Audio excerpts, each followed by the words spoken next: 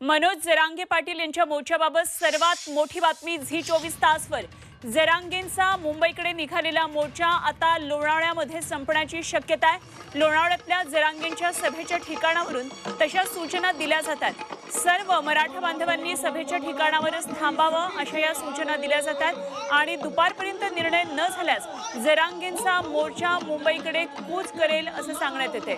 महत्त्वाची बातमी या क्षणाची, मनोज जरांगे आता लोणावळ्यापर्यंत पोहोचलेत। लाखो मराठा बांधवांसहित हा मोर्चा सध्या लोणावळ्यामध्ये आहे आणि लोणावळ्यामध्ये जरांगेंच्या सभेच्या ठिकाणावरून काही सूचना दिल्या जातात आणि विशेष म्हणजे लोणावळ्यामध्येच हा मोर्चा संपण्याची शक्यता आहे, इथेच थांबण्याची शक्यता आहे। सर्व मराठा बांधवांनी सभेच्या ठिकाणावरच थांबावं अशा या सूचना दिल्या जातात। आपले बांधव जे चढलेले त्यांनी कृपया खाली येऊन बसा। स्वयंसेवक असोत किंवा आपले मराठा बांधव आंदोलक असू द्या, सर्वांनी खाली येऊन बसा।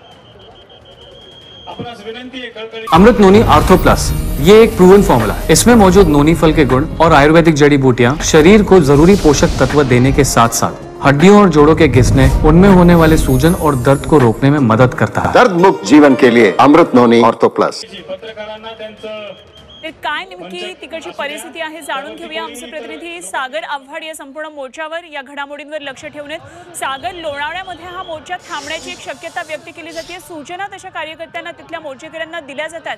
काय नेमकी परिस्थिती आहे, काय स्पष्टता येते का?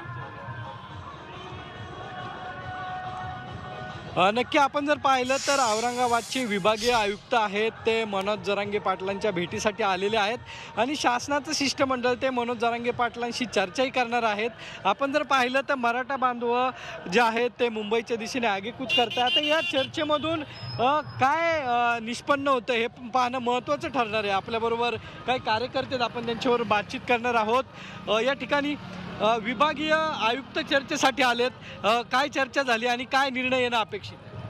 आणखीन चर्चा झालेलीच नाहीये।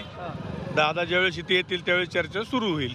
आणखीन चर्चेस्तंद कुणी आलेलं नाही, काय नाही। विभागीय आयुक्त दाखल झाले नाही, चर्चा नाही अजून झाली। काय चर्चा नाही, विभागीय आयुक्त अजून नाही दाखल झाले। जर आपण पाहिलं ते कार्यकर्त्यांना अजून पूर्ण माहिती नाही आहे। विभागीय आयुक्त जे आहेत ते दाखल झालेले आहेत आणि यानंतर मनोज जरांगे पाटील काय भूमिका घेतात हे पाहणं महत्त्वाचं ठरणार आहे।